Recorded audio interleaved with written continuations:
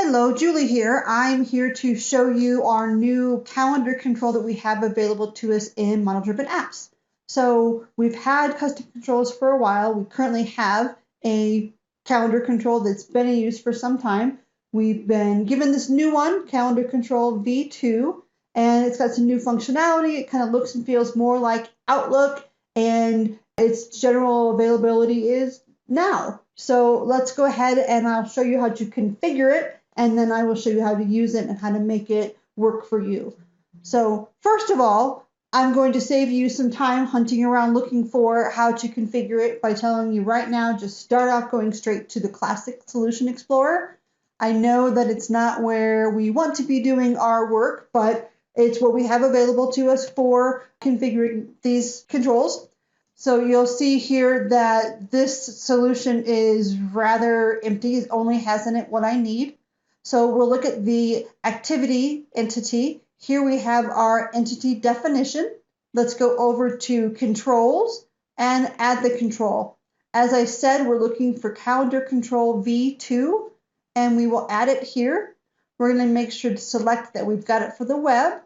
Let's go ahead and do our configuring of our fields. So start date, then we're going to configure the description. We'll go that to the subject. End date will be the scheduled end date, and the duration will be the scheduled duration. So now we'll save this, we will publish it, and then when we come back, you'll see it in action. So now that we have this calendar configured, let's see how it works and how to make it work like you work. So we've just landed here. This is a model-driven app. This is, for simplicity's sake, the Sales Hub from Dynamics, but this works effectively the same way regardless of what type of app you're looking at, whether it's your own custom app or the first-party app, such as one of the Dynamics applications. So here we've landed on My Activities. For the purposes of this demo, I made a custom view called All My Activities. The way that my head thinks is when I'm looking at things from a calendar view, I want to see the things that I've completed as well as the things that are coming ahead.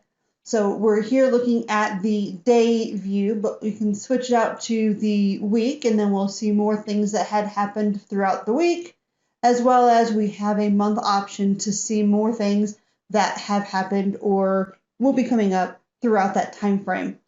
Let's switch back to this week view here, and you'll notice when we hover over the items, we see limited information about them.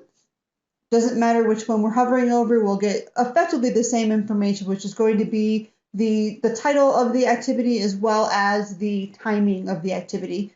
You can click on the three dots, and when you click on that ellipses, you get more information available. So you'll see more details about the length of time. You'll see more information about what it's regarding. You have limited action here, such as the delete option. You can click in from here and see more information about that activity, make standard changes like you would for any other activity record.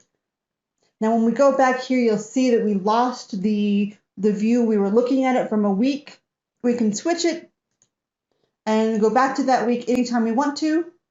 However, after a while, that would get kind of frustrating. Everyone works a little bit differently, and maybe your head works better when you're looking at something that's a month view or for a week view. For me, it's the 1 week view that works well. So to set that up to be exactly what you want every time, go into your personalization settings, and on your activities tab here, you just change it to whichever one you want. This won't lock you into that. It will just change the default. So that's what you'll see each time when you first land on this page. Now, you're saying to yourself, well, what happens if I don't want to do this in a calendar view? Am I stuck in this? Absolutely not. You or anyone in your organization can continue to work the way that they like, whether it be with the calendar view or as a list view. So we can change it back to our standard grid view that we are used to having at this point in time. So I know that when I'm looking at this, there are additional features that I'd love to have. I'd love to be able to have some color coding. I'd love to have some drag and drop options available to me and so on. And like all other aspects of the tools that we have available in Power Platform, I expect the team to continue to evolve the functionality here so that we can have the different coloring options. Perhaps we can control what fields we see here when we look for more details and so on. For now, I think it's definitely an improvement over the prior version of calendar control that we had available to us, and I hope that the product continues to grow to give us more options.